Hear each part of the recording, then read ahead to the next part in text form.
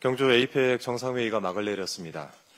대한민국은 이번 에이펙의 의장국으로서 아시아 태평양의 정상들을 환대했고 또 경주는 연결과 혁신, 번영이라는 3대 가치를 발신하는 역사적인 장이 되었습니다. 미국과는 동맹을 더욱 굳건히 하면서 양국의 동반 성장을 위한 경제 협력을 더욱 강화하는 성과를 얻었습니다. 중국과는 민생과 경제 분야에서 상호 협력을 진전시키고 실리를 꼼꼼히 지키는 등 첫 상견례를 잘 마친 것 같습니다. 이번 에이펙의 성공은 국민 여러분의 힘과 뜻이 한데 모아졌기 때문에 가능했던 일이라고 생각을 합니다. 그 와중에 국민의힘은 협조는커녕 헐뜯기에 매우 바쁜 모양입니다.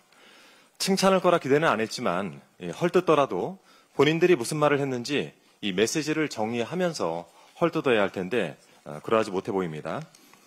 미국과 관세 협상 관련해서는 관세율 15%를 지키지 못한다면 잘못된 협상이다라고 압박을 하더니 상호 관세율이 진짜 15%로 결정되자 돌연 13%까지 낮췄어야 했다라고 논평을 합니다.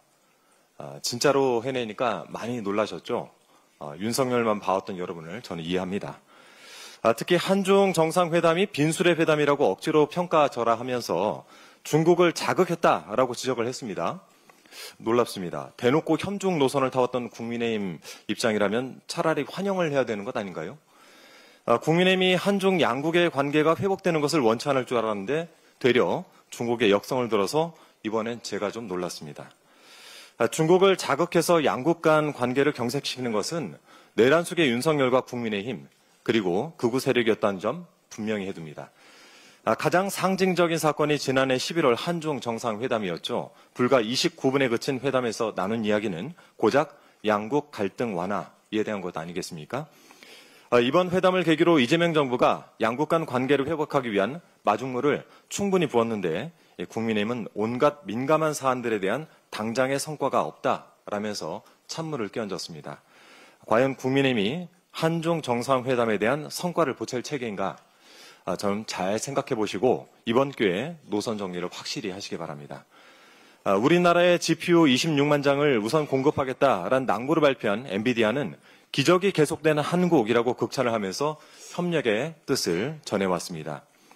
우리 국익을 최우선으로 하는 이재명 정부의 실용 외교가 더욱 빛을 발할 수 있도록 민주당도 힘껏 뒷받침하도록 하겠습니다.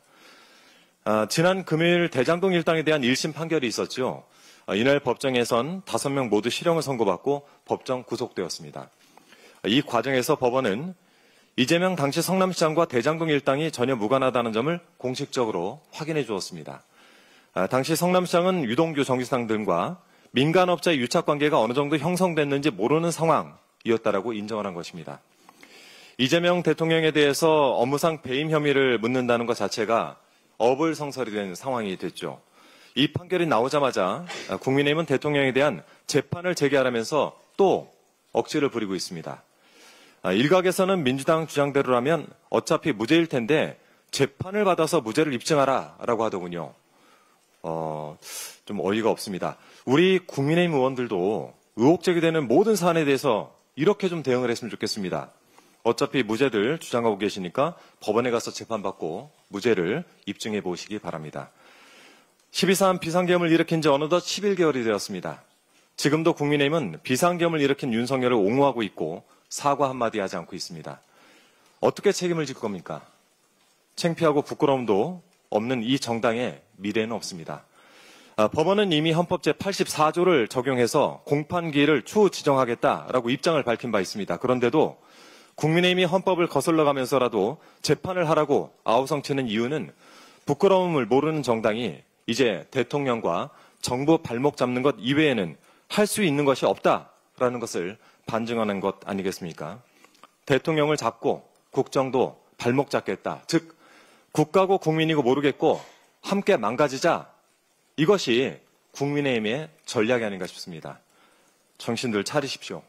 여러분의 심판의 날은 다가오고 있습니다. 이상입니다.